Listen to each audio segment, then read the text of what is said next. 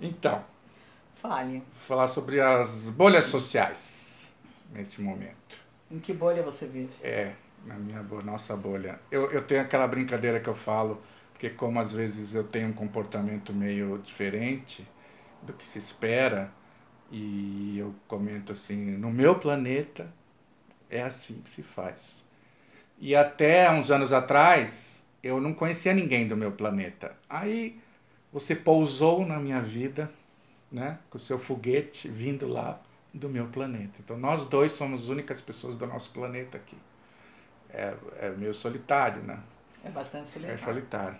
Mas a gente se basta. A questão é a seguinte, o ser humano nasceu para viver em grupo. É uma coisa genética, né? O nosso gene determinou em algum momento da evolução que a gente precisa viver em grupo para se proteger, para conseguir coisas, caçar, né? E a gente não tem como escapar disso. A gente é obrigado a viver em grupo, né? É uma coisa genética mesmo. A gente não suporta ficar sozinho. A dor da solidão é uma dor que a natureza está te avisando. Você não pode ficar sozinho. Então, naturalmente, o ser humano forma grupos. E esses grupos, eles acontecem, né, por causa de interesses específicos. Eles surgem em volta de certos interesses. Em comum, óbvio. Então, cada pessoa tem muitos grupos na sua vida. Tirando a família, que é mais ou menos uma coisa que você não escolhe, mas os outros grupos você pode falar de as pessoas da sua profissão. Você pode falar das pessoas de onde você trabalha. Aí você pode falar das pessoas do andar onde você trabalha. Você pode falar, enfim. Aí você também é paulista, mas a gente também é brasileiro, mas a gente também é sul-americano. E se tiver uma invasão dos ETs, a gente é terráqueo. Então, eu torço pro Palmeiras, eu tenho um posicionamento político, XYZ, então a gente participa, às vezes não participa fisicamente, mas a gente faz parte de vários grupos. E não necessariamente esses grupos, a gente está falando de espírito corporativo, né? Os grupos se defendem, porque é para isso que a natureza nos colocou nessa situação. É para se defender. Então os grupos se defendem, por isso que tem o espírito corporativo. Por isso que o grupo, quando se junta e se sente ameaçado, todo mundo se defende e vai contra quem está ameaçando. Então faz parte do nosso comportamento. Só que a bolha é um fenômeno um pouco diferente, talvez uma distorção ou uma regressão aos tempos passados, quando o ser humano era selvagem, ainda é, mas hoje ele está invernizado. Quando era selvagem, o que era? Fodam-se os outros grupos. Eu não quero saber. Não tenho interesse. E com a evolução, com a civilização, o que começou a acontecer? As pessoas começaram a interagir, a perceber se, puxa vida, tem uma pessoa que não enxerga a vida como eu e não vive no mesmo mundo do que eu, mas ela é importante, ela tem uma opinião, ela enfim, papapá, né? Isso aí é um discurso civilizatório. Significa o quê? Eu faço parte de um grupo, mas eu enxergo fora do grupo. Eu olho para fora do grupo e tento me colocar no lugar, ou enfim, tento entender. Muitas vezes a gente não entende, mas a gente precisa respeito, precisa ter empatia.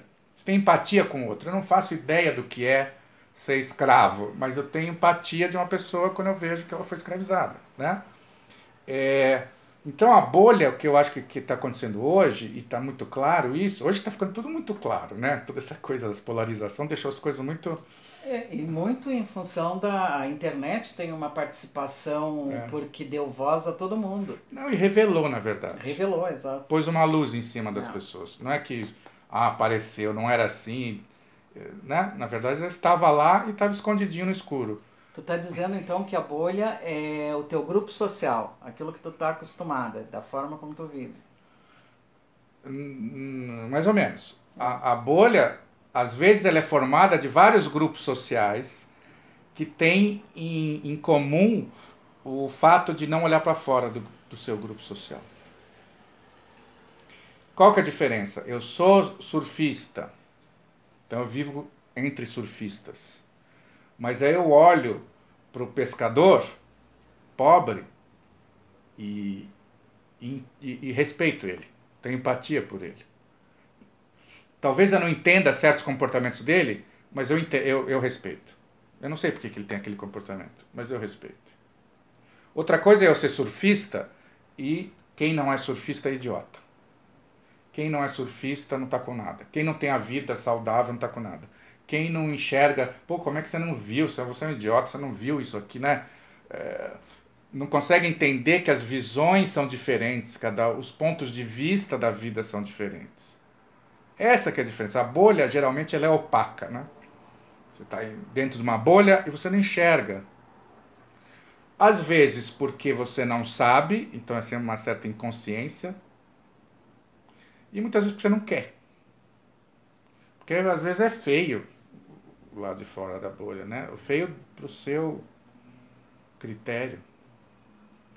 Então as pessoas estão falando hoje muito de mimimi. Ah, isso é mimimi. Você não sabe a dor do outro. Você não entende a dor do outro. E a gente não é obrigado a entender. Eu acho que é bom a gente respeitar. Procurar saber, ou não procura saber, só respeita. Tem empatia. Olha para aquilo e fala assim, puxa vida, eu não entendo porque que a pessoa está assim, mas deve ser difícil para ela. E muita gente não faz isso. Muita gente não faz isso.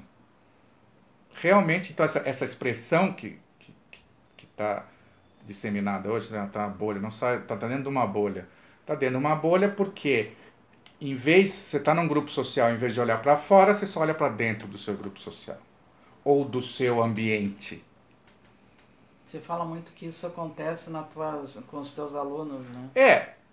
Quando eu chamo de fauna, né? Quando na primeira aula chega todo mundo ali, umas 20 pessoas, e tem de tudo quanto é tipo, né? De várias classes sociais, várias idades, várias profissões, vários tudo. E eu fico percebendo que ele tem um certo desconforto, porque a pessoa vai lá e quer achar alguém da tribo dela, e não acha. Então fica aquela coisa meio, o que eu faço aqui, né? Porque... E aí, como a gente tem todo um trabalho não é só de desenvolvimento da criatividade, tem um trabalho de interação, integração entre as pessoas, que é importante, chega no final, as pessoas estão assim meio encantadas ao perceber a riqueza que foi essa troca de visão de mundo, essa troca de, puxa vida, não tinha pensado nisso, mas faz sentido. Né? E a gestão do pensamento na bolha? E a gestão do pensamento. A bolha é o cara que reage que nem bicho. Assim, os animais não estão interessados, né, no grupo social, nos outros grupos sociais. O ser humano desenvolveu o raciocínio, desenvolveu a razão, e eu acho que ele pode, né? Assim, deixa eu pensar nisso, deixa eu pensar nesse impulso que eu estou tendo, ver se ele é interessante ou não. Deixa eu pensar se o que eu tenho vontade de fazer é uma coisa legal ou não é. Isso, né? Uma parte da gestão do pensamento é essa, você decidir o que você vai pensar, decidir o que eu quero pensar. Se eu deixar o cérebro pensar sozinho, ele vai fazer tudo no automático, e automático é padrão, e padrão é o mesmo, e é inconsciente, e é só as coisas que todo mundo faz, as coisas que... Então você precisa, quem quiser, né? Assim, fazer a gestão do seu pensamento, ou seja, eu vou dizer para o meu cérebro o que é para pensar. Eu vou decidir. Isso serve para a vida, para criatividade, para tudo. E serve para essa questão social. Eu vou parar e pensar.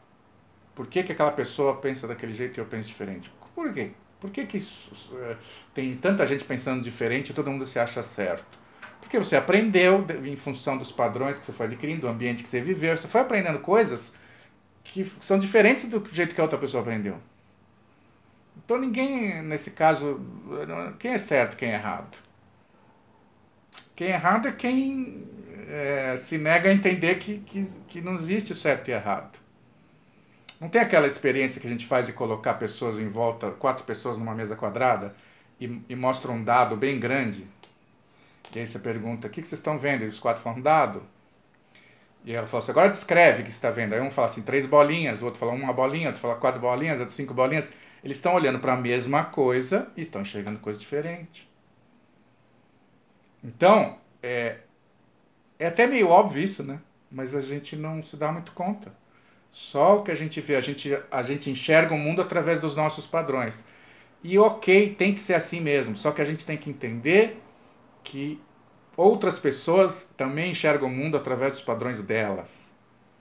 Então, não quer dizer o que eu sei, não quer dizer o que ela sabe, não sei. Quem que está certo, não sei. Eu estou certo para mim, você está certo para você, eu estou certo para ele. Acho que é uma questão só de respeitar o outro. E ter empatia.